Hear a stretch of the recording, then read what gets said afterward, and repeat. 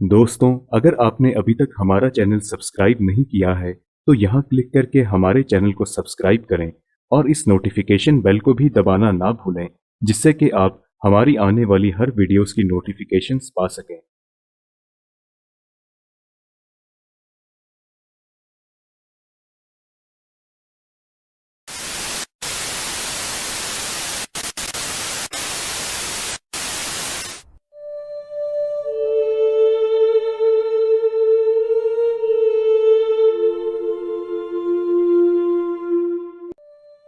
जैसा कि आप सभी जानते हैं कि नर्सरी राइम्स ऐसे गीत हैं जिन्हें छोटे बच्चों का मन बहलाने के लिए गाया जाता है, लेकिन इनके पीछे की काली सच्चाई आप में से शायद ही कुछ लोग जानते होंगे। आज इस वीडियो के दूसरे भाग में हम आपको कुछ और नर्सरी राइम्स से रूबरू करवाएंगे, जिनके पीछे का काला सच जानकर आप दंग रह जाएंगे। बा बा black ship, have you any wool? Yes sir, 3 bags full. One for the master and one for the dame. One for the little boy who lives down the lane. ये कविता 13वीं सदी में यूरोप में अंग्रेजों द्वारा उनके नौकरों पर किए गए अत्याचारों को दर्शाती है। कहा जाता है कि 13वीं शताब्दी में किंग एडवर्ड एक बहुत ही लालची और घमंडी राजा हुआ करता था। कहा तो ये भी जाता है कि उसने किसानों और मजदूरों पर भारी टैक्स लगा दिया था, जिससे उनका जीना बेहद मुश्किल हो चुका था और उनकी जिंदगी मौत से भी बदतरीन हो चुकी थी।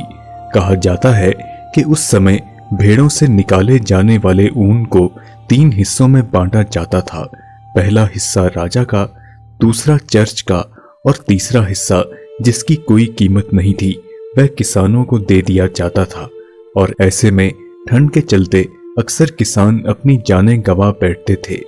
इस कविता की line one for the little boy who lives down the lane से साफ पता चलता है कि उस समय किसानों और उनके बच्चों पर किस तरह से जुल्म किया जाता था।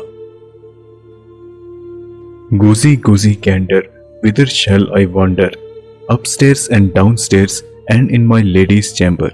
There I met an old man who wouldn't say his prayers. So I took him by his left leg and threw him down the stairs. कहा जाता है कि इस कविता का संबंध प्रोस्टिट्यूशन से है, जिसमें द लेडीज चैम्बर एक वैश्या औरत के कमरे को कहा गया है। लेकिन इस बात में कितना सच है ये अभी तक कोई नहीं जान पाया है।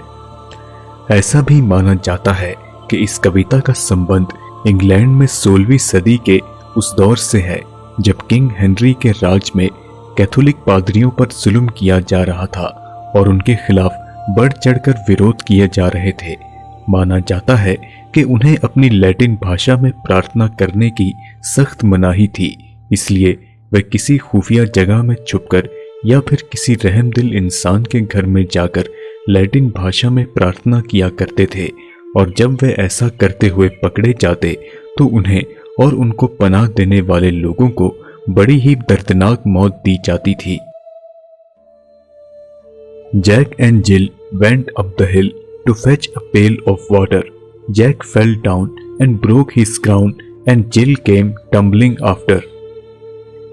इस कविता में 2 किरदार जैक और जिल की बात की गई है, जो पहाड़ी पर चढ़कर पानी लाने जाते हैं, लेकिन जैक की पहाड़ से गिरने के बाद मौत हो जाती है और बाद में जिल का भी यही हश्र होता है।